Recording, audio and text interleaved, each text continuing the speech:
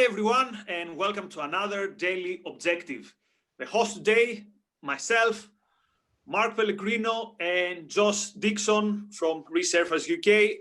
I think you know us by now, so I'm going to skip the introductions. So today the topic we will discuss is the relationship between, in a way, religion and capitalism, but more specifically, the latest encyclical by the Pope. And it surprised many people because the Pope actually attacks, quote, neoliberalism and the free markets. And a lot of people are surprised because they say, well, I thought that, really the church and capitalism are kind of the establishment both, so they should more or less agree. So here what the Pope says. First of all, when I read it, I went to the original, literally on the website vatican.va, because I couldn't believe that the Pope used this language, but actually it is. So listen what the Pope said. Quote, by the way, this is a text about something like the way out of the COVID, let's say, crisis and where the humanity is today. So, quote, the marketplace by itself cannot resolve every problem, however much we are asked to believe this dogma of neoliberal faith. Whatever the challenge, this impoverished and repetitive school of thought always offers the same recipes. Neoliberalism simply reproduces itself by resorting to the magic theories of quotes, spillover, or trickle. Now, and then, so if someone told me who said this, I would say, well, that's probably a sociology textbook or a Naomi Klein quote. And actually, it's the Pope. And something else, he says, our worst response would be to plunge even more deeply into feverish consumerism and new forms of egotistical self-preservation. So there's so many things to unpack here. A, what is, quote, neoliberalism? B, what does the Pope mean? C, should we even be surprised that the Pope is attacking capitalism? So I'm throwing this on the table. First comments by Mark and Josh, and then we're going to get back to these issues. Mark, let's start with you. Well, I mean, it sounded like a lot of pseudo-intellectual gibberish to me. I mean, did he actually say anything there, or was he just sort of vomiting out neo-Marxist slogans as a counter to what he thinks consumerism is? Look, I mean, I feel like our way out of any crisis is innovation, and I think it's a fairly objectively proven fact that the only way innovation happens is with decentralization, with an atmosphere of free ideas. People seem to associate capitalism only with material gain and consumerism, consumption, as opposed to production, thinking, and liberty. And that's our key to success in any crisis. There's a reason the Renaissance took hold in Italy, because Italy was composed of what? Independent city-states that where ideas could flourish and compete and fight with each other for prominence and the truth. You can't have that in any other system but a capitalistic system, and you need that openness of ideas and freedom to experiment and to have trial and error to work your way out of any crisis. So I don't know what the Pope was saying, to be honest with you, but that's my take on how you get out of any crisis. Josh. Well, I mean, I have to say I've switched off from anything the Pope has said all my life, to tell you the truth. But the reality of the fact is, our Archbishop of Canterbury, who is the Church of England's equivalent of the Pope, has been a sort of an open leftist, puts forward the woke agenda all the time. This doesn't surprise me at all. And also look at the Catholic Church's history. They've always been in bed with fascist and communist regimes. They've always slotted in really well. They've never been on the side of freedom, on the side of individual rights. I mean, I find it so hard to take seriously anything. This is God's representative on earth. And right? Yet he talks about magic. Yeah, absolutely. And also in that was just, I was just sort of sniggering to myself, is when he starts talking about neoliberal dogma, and the dogma that comes from the Catholic Church all the time. I have no truck with it, to tell you the truth. And it doesn't surprise me. I agree with what Mark was saying. What did he say? Just that could have been anyone from a student union, a politics debate, to a column in the Guardian, to many other places. He didn't really actually say anything, and I'm not sure how much people will take notice of that. However, I completely agree with Mark that it's innovation, freedom of ideas, and even a semi-free market that allows people to innovate and trusts in individual minds. Because the last people I want trying to get me out of this pandemic are people who don't believe in innovation or anything like that. Even you take a country like the UK, the top-down approach from the health system and the government during this pandemic is just like, why anyone would ever want more government after seeing what they've been doing. I just can't compute. Perhaps because they want less responsibility. Well, there's that element, but when you have this just objective evidence of how badly the government has handled this, to say, yeah, we want more. I know why they do. Because they would do it. Everyone who puts it forward says they will do it better than the other people. They just weren't doing it right. Well, don't you feel the secularists? Sorry, Nikos, but don't you feel the secularists are also putting forward their version of creationism? So for them, innovation happens from the top down, just like the creation of the universe happened from the top down. There's a similarity in their thinking. It's hard for them to understand that it doesn't happen that way at all. It happens from a million places, combining in a million ways, sloppily sort of integrating and fighting with each other until the best ideas rise to the top. They don't like that evolutionary process. No, not at all. And the question is, does even the church approve, let's say, of these things, such as going after your values? Because the Pope talks about egotistic stuff. There's nothing more egotistic, properly understood, going after your values and having a vision and going after it. Now, the religionists, they're going to say, and I will give them a point there, that there were countries where the church was very active in the struggle against oppressive regimes. Poland under Jaruzelski would be an example. Also, maybe someone could say in Eastern Germany and all that stuff.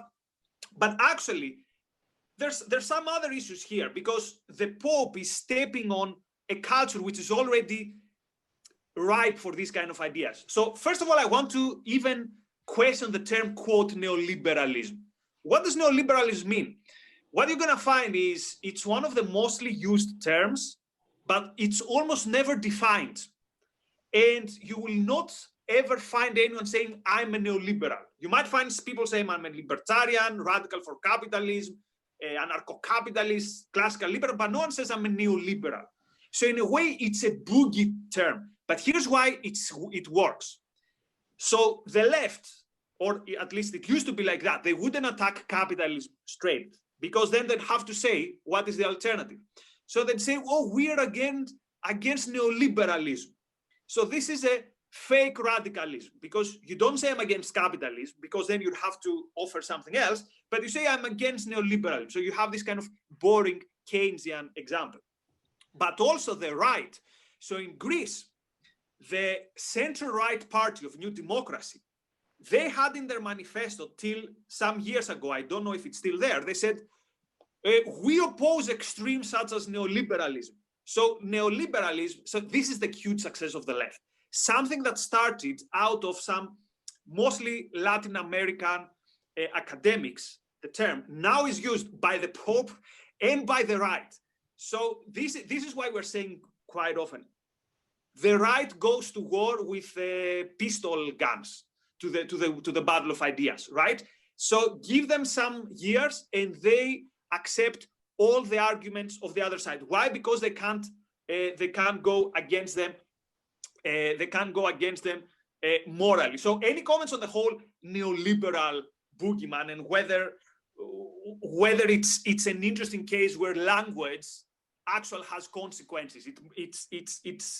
It operates in a way to make sure that the actual good ideas are kind of are portrayed in a black color.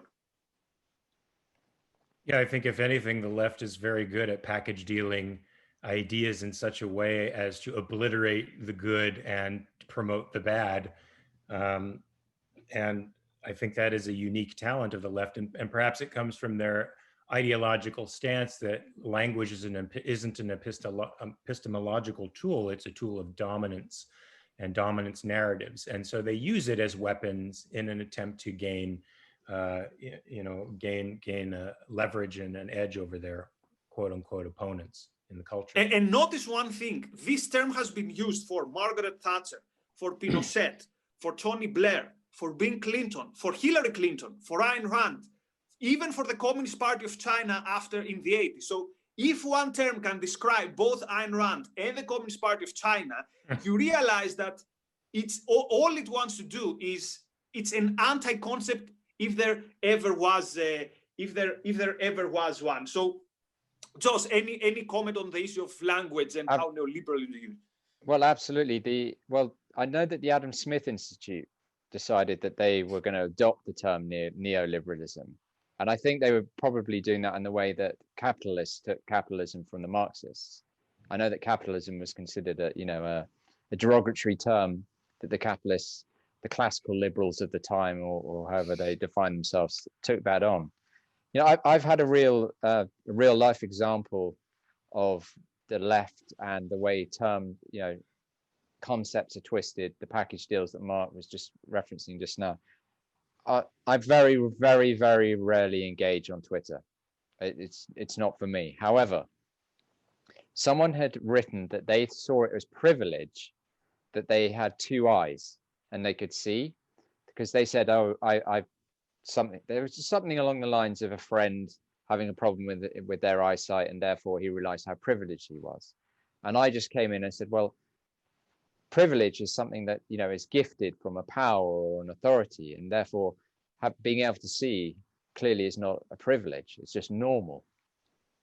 And the kind of very kind of low key for Twitter responses and vitriol I got from that was just a classic example of how the left have taken a term like privilege and sort of normalized it so they can weaponize it against anyone who is just kind of normal, like in the same way that this term ableism came out a few years ago. I haven't heard it so much recently, but yeah, the weaponization of language and the way the left will say, well, language, we don't really have to define our terms, it's not important, but they know exactly what they're doing there, and it's incredibly effective. You see it all the time. I see people I know who aren't really political, they start saying things like intersectionality and privilege and using terms that don't really mean anything. And neoliberalism, one thing I will say is I haven't really heard it catch on much. It's used, but I can't grasp it. You can see what I'm doing now. I can't grasp onto what it is. Neoliberalism, so new version of liberalism. Are we talking about liberalism and what it means in the States? Are we talking about liberalism, what it means in the UK? We're talking about new classical liberalism. Well, that you just keep going round and round with that. But to give some context to our viewers, when the term is used in social science, it's automatic that it's something bad. So, for example, you could say this was let's say it's an essay. The student will say this was a neoliberal reform in education, and this doesn't require anything else.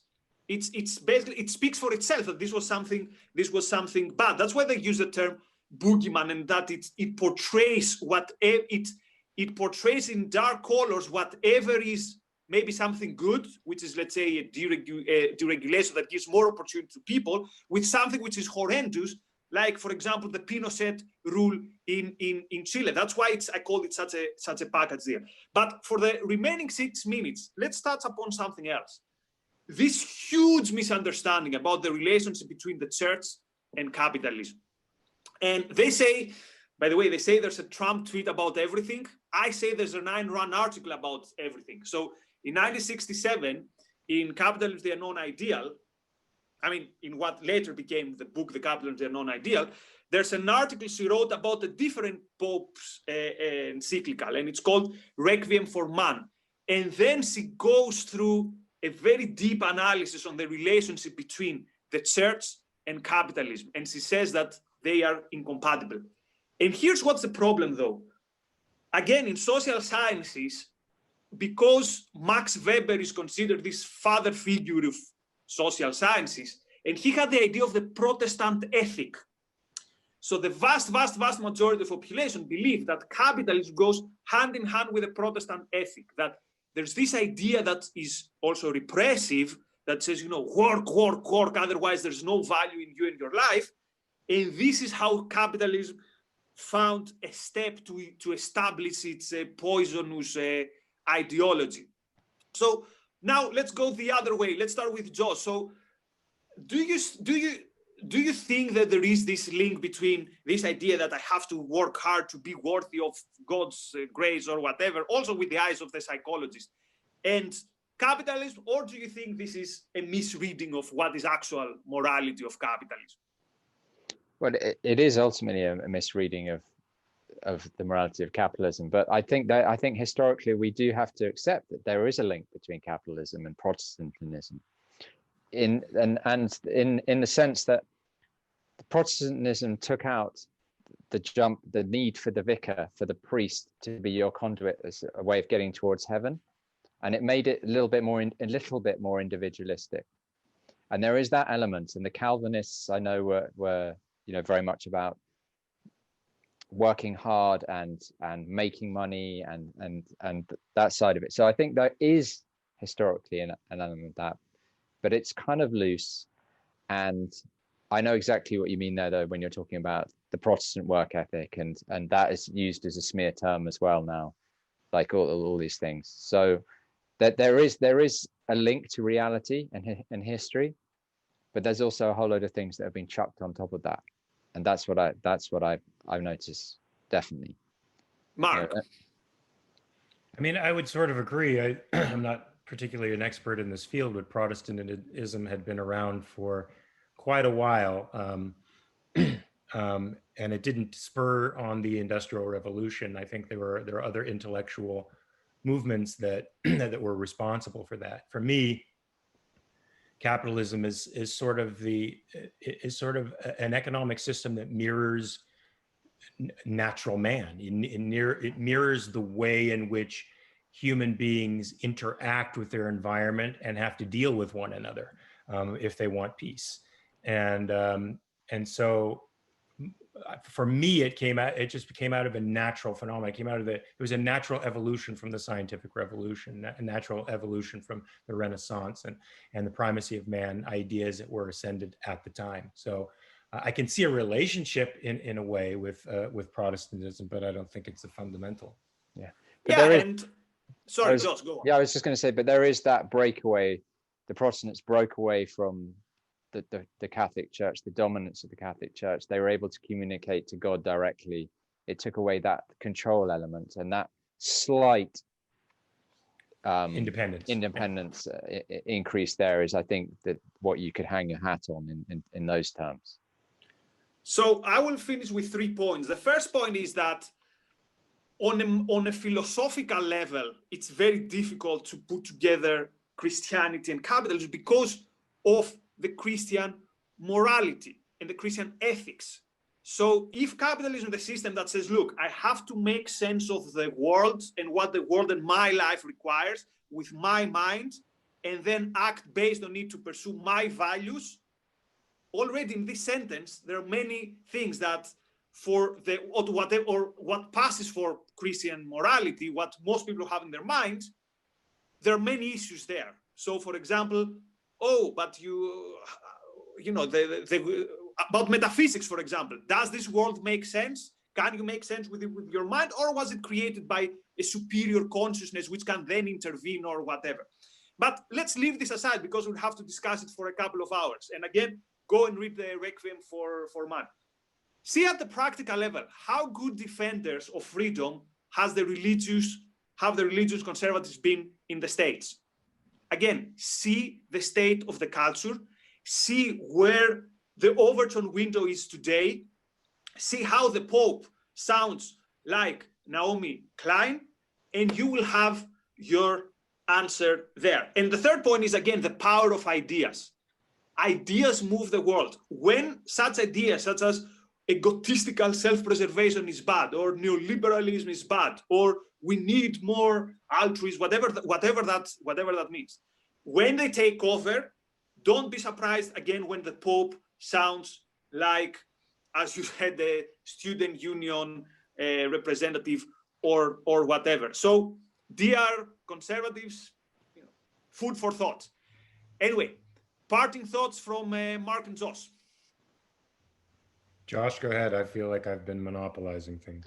No, not at all. I just, I think this just goes to show the second-handedness of the church as well, in terms of they're always piggybacking on the culture these days. You know, they're meant to be beyond culture, aren't they? They're meant to be directly linked to God and beyond. But yeah, so that's what just coming to mind right now. Is just it reminds me a couple of years ago. I don't remember if it was this Pope on a very controversial issue, such as I think gay wedding, which of course would be completely opposite from the Pope's side. But he said something like, "Well, who am I to know? Who am I to judge? Like, you are the head of the Catholic Church. What do you mean? Who am I to judge?" That's they don't even believe in their own authority in a way, which in some ways we could say it's good, but in some other ways it's something weird that should be noticed. Anyway, Mark. Well, I think what's operable here is garbage in, garbage out. I mean, as Rand always said, check your premises. Bad premises lead to bad conclusions. And there's nothing but bad premises in that encyclical. And of course, it leads us down a rather poisonous path. So always check your premises. nice. Okay, these are words to finish the show. So I haven't got anything to add. From Mark, Josh, and myself, thank you so much for watching, and we're gonna see you soon.